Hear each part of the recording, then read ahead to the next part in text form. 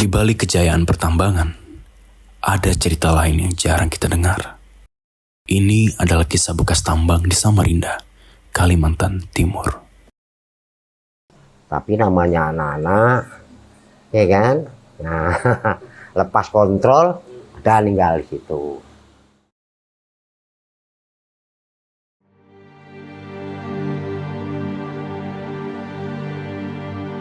Nama saya Damuri Atmojo, mantan RT 48 Loa Bakung, Kecamatan Sungai Kunjang.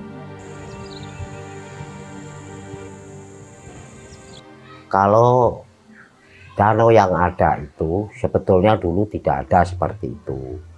Itu dulu kalau tidak salah pada tahun 2007 atau 2006 ya, 26, 7, 8 itu ada penambangan, itu arealnya transisi ya, arealnya PT transisi ya, itu terus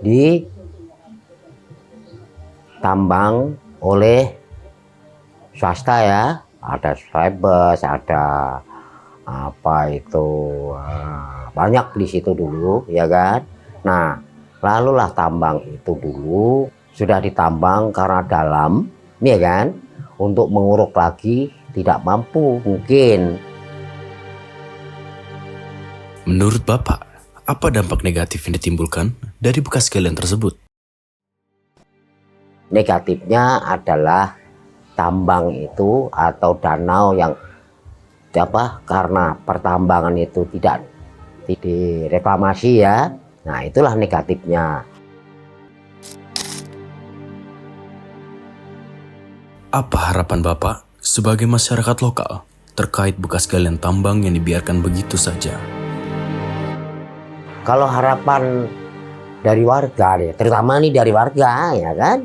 Nah, dari warga ini bekas-bekas tambang yang sekarang seakan-akan tidak berfungsi karena keadaannya seperti danau seperti itu kan, lubang galian itu ya. Bagaimana caranya pemerintah daerah untuk mereklamasi lagi sesuai dengan harapan yang punya tanah. Nah, sebetulnya orang yang punya tanah yang sekarang dari danau itu menerima uangnya itu nggak seberapa.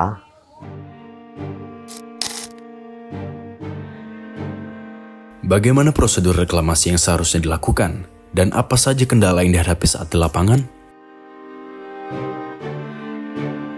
Prosedur pertama yang perlu dipersiapkan dalam reklamasi adalah poinnya menentukan titik final dampingan ya. Itu poin pertama. Setelah itu melakukan damping yang namanya topsoil untuk reklamasi tambang ya. Terus terkait untuk masalah ataupun kendala, biasanya kita terkendala yang pertama terkait stok soil ya. Kita harus melakukan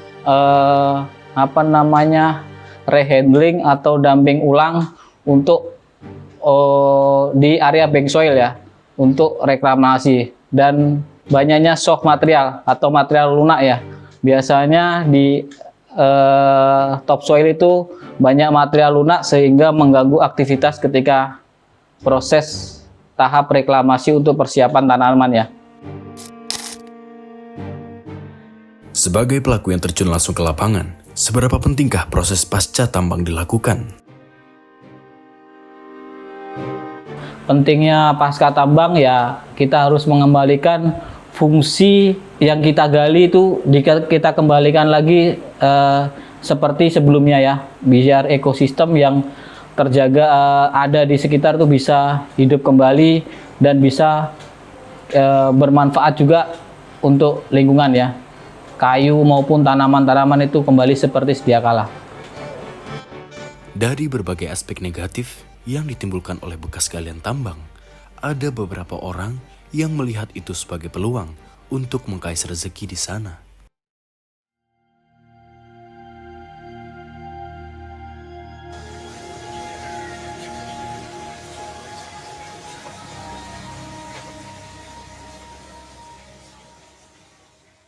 Apa yang menjadi latar belakang terbentuknya Nauren Mini Garden ini? Jadi untuk latar belakang terciptanya Nauren Garden, ini sebetulnya proyek suami saya pas COVID. Jadi pas COVID itu kita memang ada beli lahan 3 kapling, dan itu memang ada sedikit yang kena area ada airnya. Jadi kita bikin itu ada tempat untuk keramba ikan, dan dulu di sini itu kita temanya kebun sayur. Nah, jadi awalnya itu kita bikin kebun sayur, cuman pas kita ada beli sarang lebah kelulut, makanya kita di sini bikin taman bunga biar vegetasi lebah kelulut ini cari makannya itu nggak jauh-jauh. Nah, jadi untuk Nauren Mini Garden itu Naurennya namanya dari nama anak saya yang paling kecil, terus mini karena dulu tempatnya memang kecil, garden itu karena dulu itu kebun sayur, jadi namanya itu sesimpel itu gitu. Apa yang menjadi tantangan dalam proses transformasi dari bekas tambang menjadi tempat wisata? Kalau untuk tantangannya itu pertama kali memang dari modal ya Kak ya. Untuk modal ya, karena kita ini adalah pure dari pribadi. Jadi kita itu nggak ada kerjasama sama destinasi lain atau ada owner lain, itu nggak ada. Jadi memang dana pribadi. Jadi kita memang terkendala itu dari dana. Makanya kita pembangunan ini tuh pelan-pelan Kak. Jadi kita dulu tuh belinya memang 3 kapling, terus ada dana kita bangun lagi, dan sampai sekarang alhamdulillah sudah agak luas.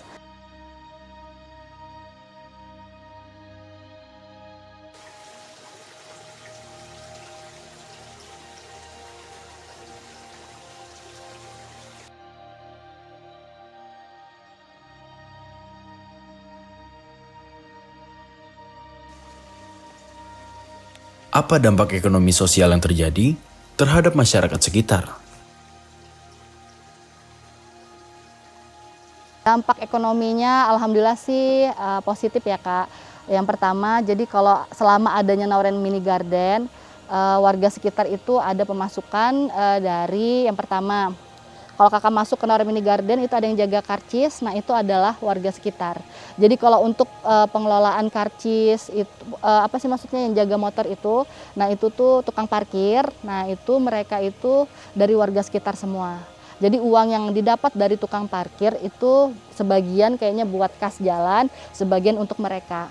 Jadi untuk Nauren Garden itu nggak ada sama sekali untuk ngambil dari uang karcisnya itu. Jadi karcis yang bukan parkir mobil.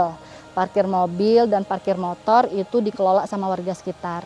Nah terus sama ada mungkin kalau Kakak lihat di depan itu ada ibu-ibu yang jualan warung, yang di depan sana pertama kali masuk, nah itu warga sekitar juga Kak. Jadi mereka ada pemasukan.